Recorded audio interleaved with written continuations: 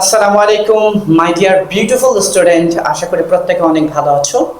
আজকে আমরা তোমাদেরকে একাদশ এবং দ্বাদশ শ্রেণীর আইসিটি বইয়ের তৃতীয় অধ্যায়ের সংখ্যা পদ্ধতির রূপান্তর আজকে যেটা আমরা শিখবো সেটা হচ্ছে ডেসিমাল থেকে অক্টাল।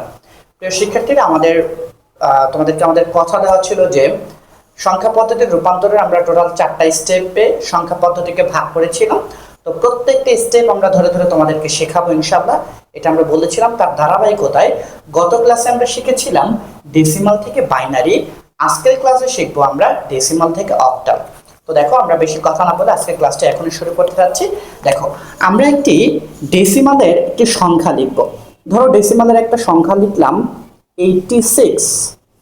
86টা এই সংখ্যাটা আছে কিসে? এই সংখ্যাটা আছে ডেসিমালে। তো ডেসিমালের এই সংখ্যাটাকে আমরা কিসে রূপান্তর করব? ডেসিমালের এই সংখ্যাটাকে আমরা রূপান্তর করব হচ্ছে অক্টালে। প্রিয় শিক্ষার্থীরা, আমরা জানি অক্টালের বেজ হচ্ছে 8। অক্টালের বেজ কত? অক্টালের বেজ বা ভিত্তি হচ্ছে 8। তাহলে আমরা যদি ডেসিমাল থেকে বা ডেসিমালের এই সংখ্যাটাকে অক্টালে রূপান্তর করতে চাই, তাহলে তোমরা গতকালকের বা আমাদের পূর্বের ভিডিওর ক্লাসটি যারা দেখেছো, ভিডিওটি যারা ভালো করে দেখেছো, তাদের এই ক্লাসটি বুঝতে অনেক সহজ হবে। যারা আমাদের ওই ক্লাসটি এখনো দেখো নাই, আমাদের প্রথম ক্লাসটি দেখে আসো, সংখ্যা পদ্ধতির রূপান্তর ডেসিমাল থেকে বাইনারি। তো ডেসিমাল থেকে বাইনারির ওই ক্লাসটা ভালো করে বুঝতে পারলে আজকের ক্লাসটা তোমার জন্য অনেক সহজ হয়ে যাবে ইনশাআল্লাহ।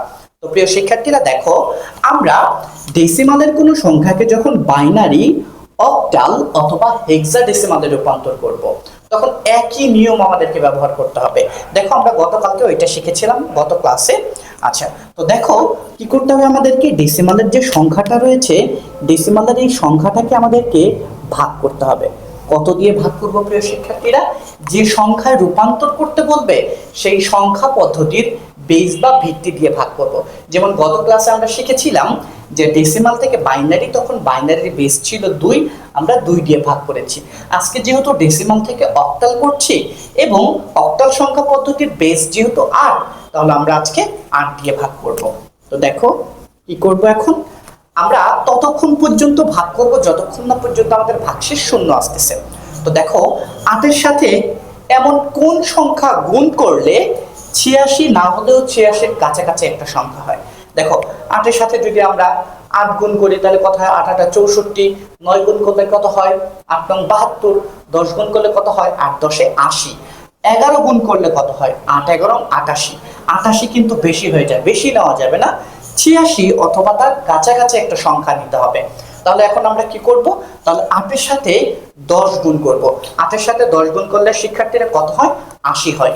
যে সংখ্যাটা তুমি গুণ করেছো, 8-এর সাথে যে 10টা গুণ করেছো, এই 10টা তোমাকে এইখানে লিখতে হবে।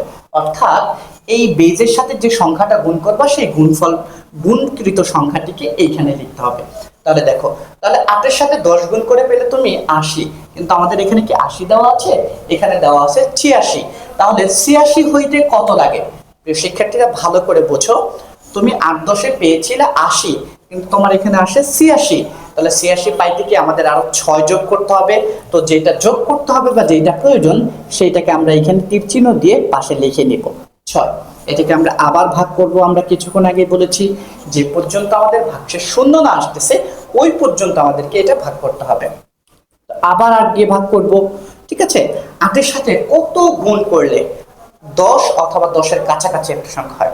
তো শিক্ষার্থীরা, 8-এর সাথে 1 গুণ করলে হয় 8 অক্ষে 8। 2 গুণ করলে হয় 8 দ্বিগুণ 16।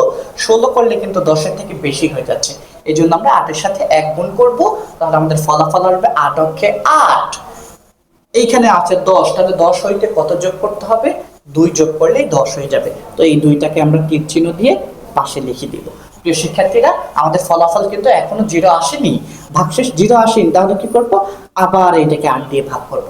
8 দিয়ে 1কে ভাগ করব। প্রিয় শিক্ষার্থীরা, গত ক্লাসে আমরা শিখেছি বড় সংখ্যা দিয়ে ছোট সংখ্যাকে ভাগ করা যায় না। যখনই ভাগ করা যাবে না, তখনই আমাদের ফলাফল লিখতে হবে 0।